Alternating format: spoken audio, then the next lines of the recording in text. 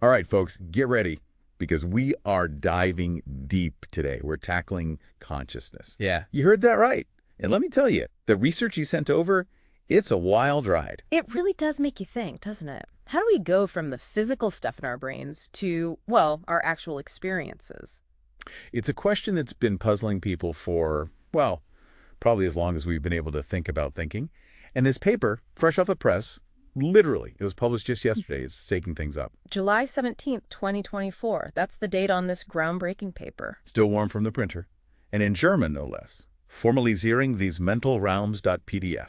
We'll give you a minute to digest that title, but don't worry, we're here to break it down for you. We'll spare you the deep dive into the original German.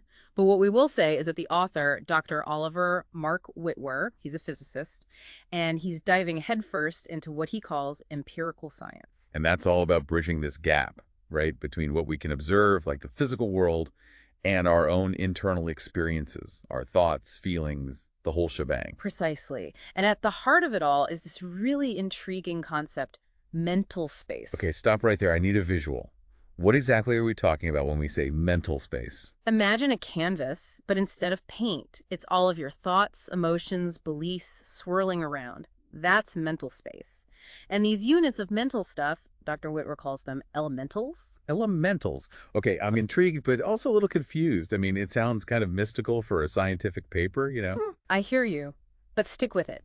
These elementals, they're basically the fundamental building blocks of your experience. Each thought, each feeling, they're all represented by these elementals. So like atoms, but for our inner world.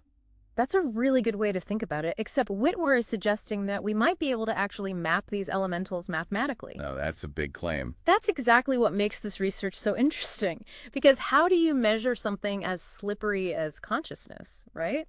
So we've got mental space, this infinite canvas, and then elementals, those brushstrokes on the canvas. But they're not just randomly splattered about, are they? Not at all. This is where things get even more interesting. Dr. Witwer suggests that elementals, they constantly interact with each other, form structures, they're always in motion. Just like in the physical world. You've got atoms forming molecules, energy constantly shifting and changing.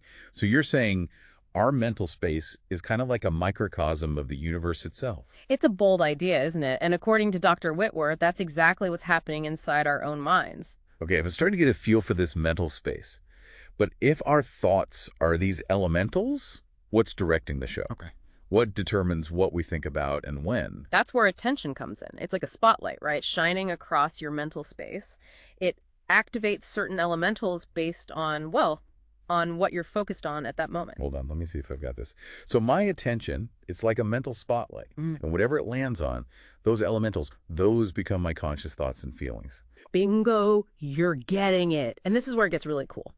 Because Dr. Witwer, he's saying that our belief systems, you know, the ones, they actually act like invisible forces within this mental space. They kind of pull our attention in certain directions. Okay, so our beliefs are shaping our mental world, and then our attention is like this spotlight moving across that landscape. Yeah. But it's a two-way street, right? It's not like we're just passive observers. Our environment is constantly throwing information at us, and we're responding to it based on our own internal makeup.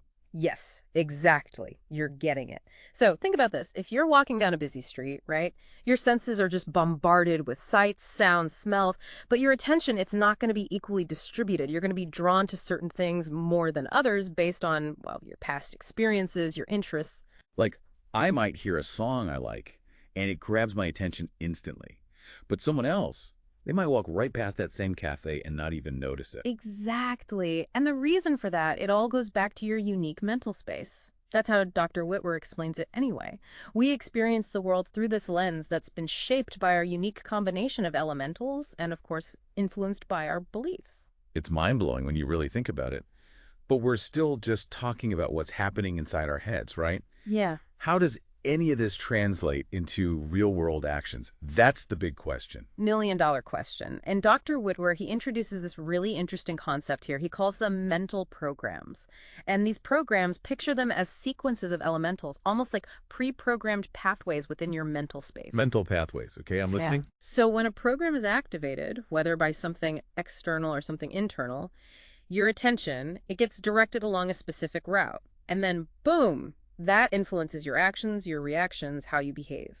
Can you give me an example of how this whole mental program thing might actually play out in real life? Oh, I think we've all been there. Think about procrastination, right? Big deadline coming up, and you know you should be working on that project. But suddenly, you're organizing your sock drawer, or you're on your third hour of scrolling through social media. Ouch, that's a little too real. It's a classic example of a mental program hijacking your attention, redirecting it towards something more appealing, something less threatening. And then you end up with that feeling, right? That cognitive dissonance where you know you should be doing one thing, but you're doing something else entirely. You've hit the nail on the head. That's those conflicting programs battling it out in your mental space. And, when we start to understand how these programs work, it can be really insightful, not just for ourselves, but also for navigating our interactions with other people. Wait, social interactions too. I mean, how does this mental space idea scale up to include, relationships and communication with others? Well, Dr. Whitwer's argument is that communication, whatever form it takes, language, gestures, even art, it can all be seen as an attempt to bridge the gap between different mental spaces. We're sending out signals trying to activate specific elementals or even entire programs in each other's minds. So when I tell a joke, I'm basically trying to activate the humor elementals in your mental space. Precisely. And if the joke lands, we share that moment, that shared reality. Our attention, it converges on a similar point, right within our mental spaces. That creates a sense of connection, a shared understanding. Which kind of makes you realize why communication can be so tricky sometimes. We're not always speaking the same mental language. Right. And misunderstandings, well, they're bound to happen when our mental spotlights are focused on completely different areas of our mental spaces. Okay, this mental space idea, it's definitely got me thinking. But what about practical applications? Earlier, you mentioned AI in therapy. I'm ready for those downloads. Well, imagine if we could design AI that doesn't just process information, but actually experiences it through some kind of simulated mental space. So AI with their own elementals, mental programs. That's getting pretty sci-fi, isn't it? Yeah, it's a pretty wild thought. But if we could understand consciousness well enough to actually replicate it, even just a little bit, it could change everything about how we approach AI. We could have AI that can understand human emotions, really learn from experiences, maybe even develop something close to consciousness. It's a huge idea, and we definitely need to be careful with it, ethically speaking, of course. But the potential is just enormous. No doubt about that. And it's not just AI, right? You mentioned therapy earlier. What could this mental space model mean for people struggling with their mental health? Imagine being able to map out the mental spaces of people struggling with depression, anxiety, trauma, you name it. See the patterns, understand the programs that are causing them distress. We could actually tailor therapies for each individual person. So we're talking about personalized therapy, right? Not just a one-size-fits-all approach, but something that's designed specifically for your unique, mental space. Exactly. Give people the tools to rewrite their own narratives, reroute those negative thought patterns, and just navigate their mental space in a healthier way. It's like we'd be giving people the tools to be the architects of their own minds. It's incredible to think about. But this whole empirical science thing, it's still early days, isn't it? What are the next steps here? Like with any new scientific theory, it needs to be tested, challenged, refined. This paper, it's really just the beginning. We need people from all sorts of fields, psychologists, neuroscientists, computer scientists, philosophers, to jump in and start exploring. It's going to take a real team effort to unlock the full potential of all this, isn't it? Absolutely. And who knows what amazing discoveries are waiting for us. The possibilities are pretty much endless if we keep asking the right questions. Dr. Whitwer definitely got the ball rolling with this research. He really did. I've got to say, this deep dive has left me with more questions than answers. But that's a good thing, right? It's like you said, this is just the start of a much bigger journey. And that's what makes it so exciting. It's an invitation to look at the human mind, this incredible, mysterious thing, in a whole new light. To keep asking questions and never stop exploring. It makes you realize just how much we don't know, doesn't it? Absolutely. But you know what? That's what makes this whole journey so exciting. I said it better myself. Well, folks, that's it for this deep dive. We've covered a lot of ground today, but it's clear that the exploration of consciousness is only just beginning. Until next time, keep those minds open and keep those questions coming.